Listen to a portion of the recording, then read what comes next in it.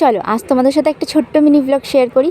আজকে আমি আর আমার বান্ধবী দুজন মিলে বেরিয়েছিলাম মুভি দেখতে যাবো বলে। আর আজকের দিনটা আমার কাছে ছিল অনেকটা স্পেশাল, কারণ এই ফার্স্ট টাইম আমি যাচ্ছি মুভি দেখতে। প্রথমে আমি ওকে বারণ করে দিয়েছিলাম যে আমি যাব না, কারণ কিভাবে টিকিট কাটতে হয় আমি জানি না, কিভাবে মুভি দেখতে হয়, কীভাবে হলে যেতে হয় সেটাও আমি জানি না। তারপর ও বলে তুই টেনশন নিস না, আমি দু একবার মুভি দেখতে গেছি, তোকে আমি নিয়ে যাব। তারপর টিকিট কাটা থেকে শুরু করে সমস্ত কিছু ওই করলো। তারপর আমরা চলে এলাম থিয়েটারে। তারপর আমরা ভাবলাম যে ভেতরে ঢোকার আগে কিছু খাবার দাবার নিয়ে নেওয়া যাক, কারণ ভেতরে ঢোকার পর আর মুভি ছেড়ে বাইরে আসতে ইচ্ছা করবে না।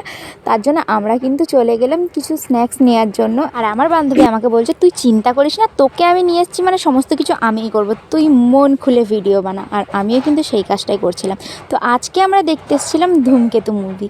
আর সত্যি কথা বলতে কি বলতো, এই মুভিটা আর 5টা বাংলা মুভির থেকে একদমই আলাদা। প্রথমে আমি ভেবেছিলাম মুভিটার একটা হ্যাপি এন্ডিং হবে, কিন্তু সেটা হয়নি। তার জন্য কিন্তু মুভিটা দেখার সময় খুবই কষ্ট হচ্ছিল। তো যাই হোক, মুভিটার সবথেকে ইন্টারেস্টিং ছিল এই গানটা।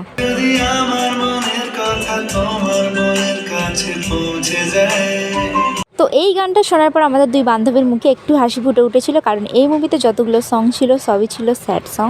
তো যাই হোক, আমরা দুজনে হাসি ঠাট্টা ইয়ার্কি করতে করতে ভালো একটা সময় কাটালাম। আর মুভিটা এন্ড হয়ে গেল। আর এন্ডিংয়েও কিন্তু একটা স্যাড সং ছিল। তো ফাইনালি আমাদের দুই বান্ধবীর মুভি দেখা শেষ হয়ে গেছে। আর মুভিটা খুব ভালো লেগেছে, খুব ভালো লেগেছে, খুব ভালো লেগেছে।